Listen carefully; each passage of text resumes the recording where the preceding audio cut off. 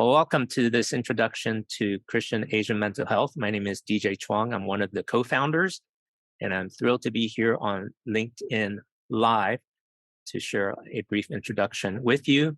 We're trying out this new platform. It's a great opportunity to spread the word. And we've started this initiative 6 months ago or so. The timeline keeps moving, so I have to keep upping my count. But my co-founder, Jefferson Lee, is here in the comment section on this live stream. And I'm assuming that will be a way for you to give feedback as I share with you about Christian Asian mental health. So Christian Asian mental health was founded in November, December as a mental health initiative of Asian American Christian Collaborative.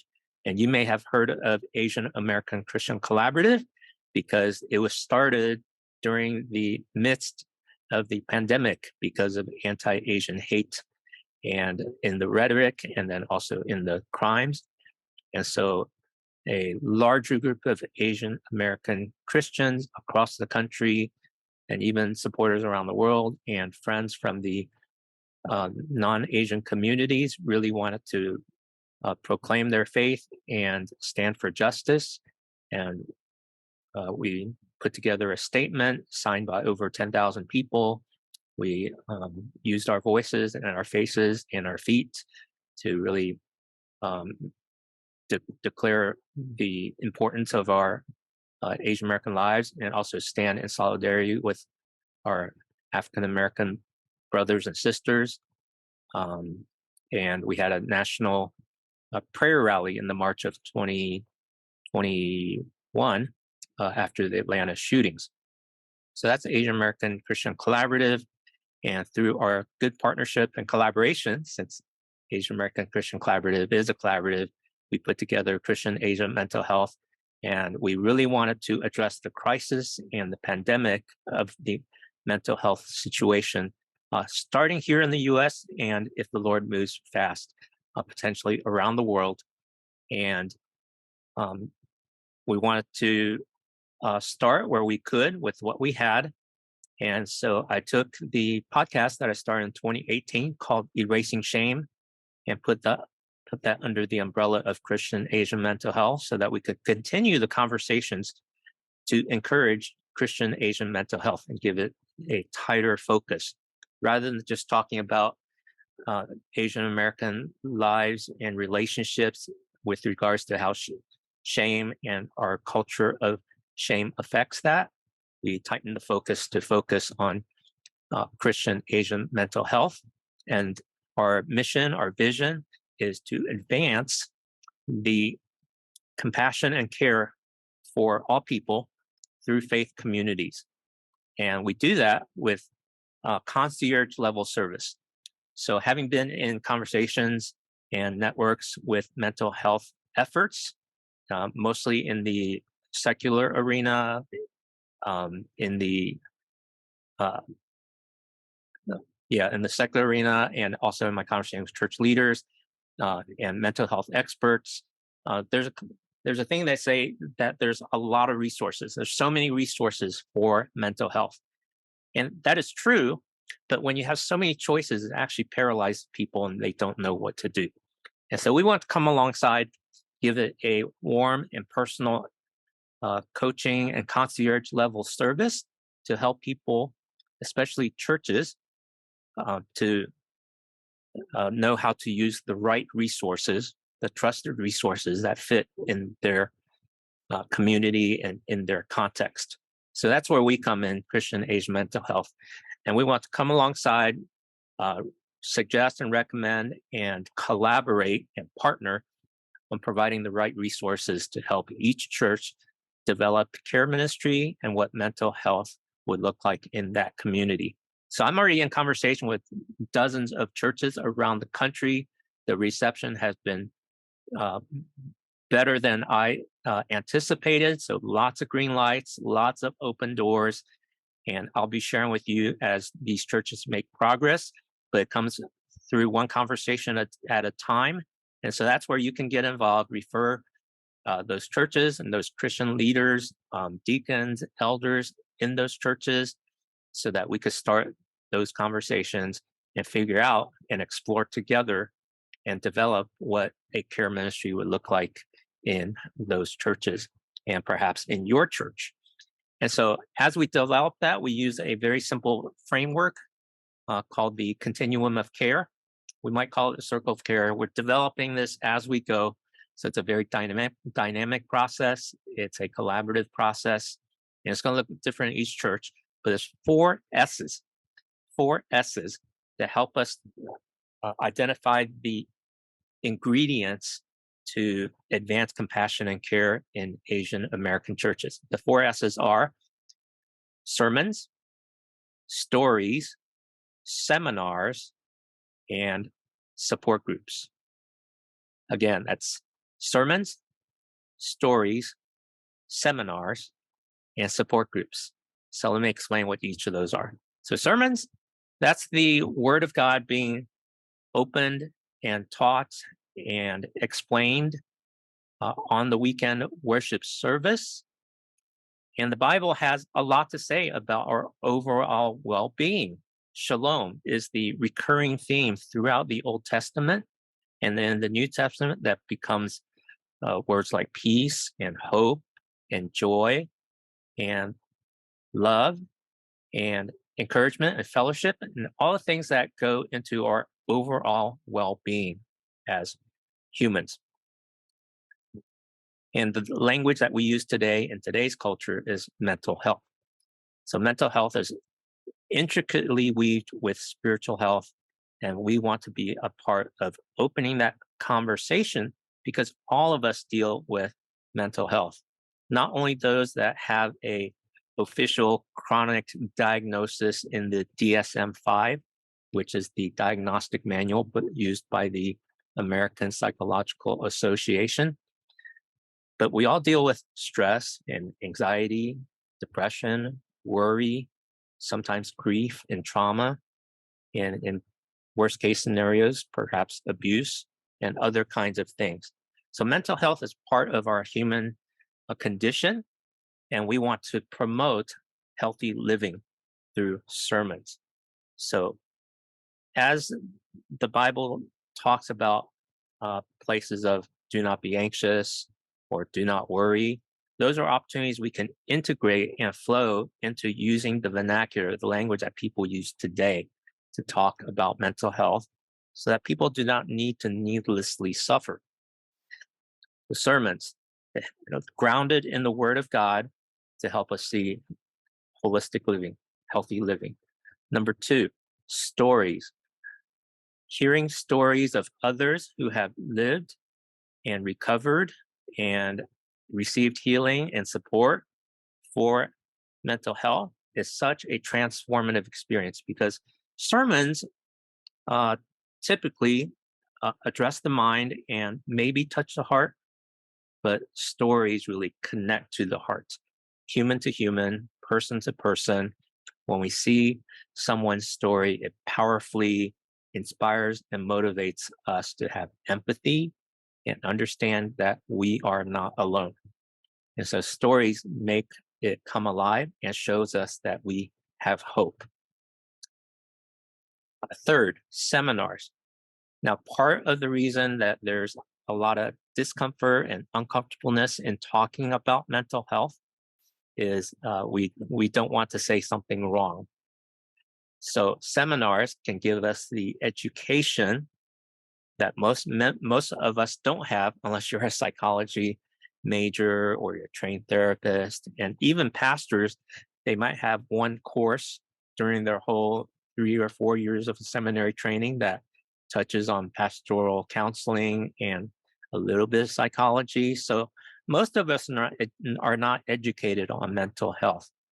And mental health education will help us to know the signs and the symptoms, the diagnosis, and how to better connect with people and lower that discomfort, lower the fear, and help us to support and care for people compassionately. And then fourth, support groups. Support groups really give the level of care that those who are currently struggling or previously have lived experience living with mental health challenges to care for one another in a very practical and tangible way. Now, there's Dr. Thomas Insel. He was the director of the National Institute for Mental Health, and he recently wrote a book titled Healing. And in all his years of working with psychology and psychiatry, he identified 3 ingredients that really helps a person struggling with mental health to recover from those symptoms and those struggles. And those 3 are the letter P, people, place, and purpose. And doesn't that sound like the church? That people who struggle with mental health need to be with other people in a place with a purpose. And church is the perfect place for belonging, a community. And this does not require professional help. This complements professional help with therapy and medication. And the church can really step into this space and really address and care for people who are in the midst of crisis, in the midst of struggle, and to begin to experience the love of God through the encouragement and the fellowship of brothers and sisters. And I've experienced that personally myself over the past year, especially, but even over the past, I'll say, 22 years in smaller ways. So I myself struggle with bipolar disorder. I was diagnosed 22 years ago during a job transition that was very, very difficult. That was at the age of 35. Now, I did not ever think that I needed counseling, much less medication. But during that very stressful time, I could not function and I needed help. That was very humbling. That was very difficult for me as an Asian American Christian male of Chinese descent. And yet I surrendered. And I came to realize that I had needlessly lived with a survival mentality when I could have had a better quality of life. And I resisted that, the help that comes from counseling because of my Chinese background, shame-based culture, and you don't want to admit weakness. You don't know how to talk about feelings. But as I learned how to attend to my feelings, as I learned to get healthy with therapy and medication and adjusting my lifestyle to be healthier overall, I experienced a much better level of quality of life. And then I'll mention another thing briefly, and then we'll wrap up this presentation or this conversation. So 2017, I had a personal crisis where I wound up in the hospital, in the psych ward, to use another term. And for 3 days, I just had to sober up. Medication helped me get stabilized, and took me 9 months of recovery to get back to a new normal. And since that time, I've been part of a small group, a support group, and continue therapy and medication. I sleep 9 hours a night, and I can go on about self-care, but I could use all the help I could get.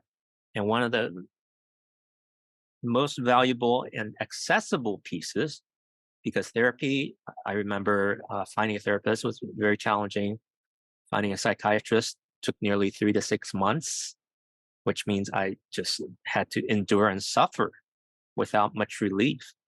But the support group, I could meet with people every week, get prayer, and help me to know that I'm not alone.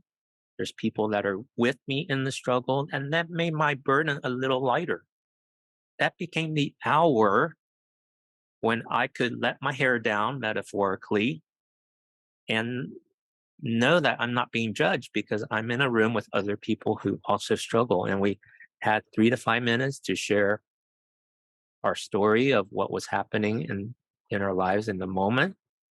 And that was so, so valuable.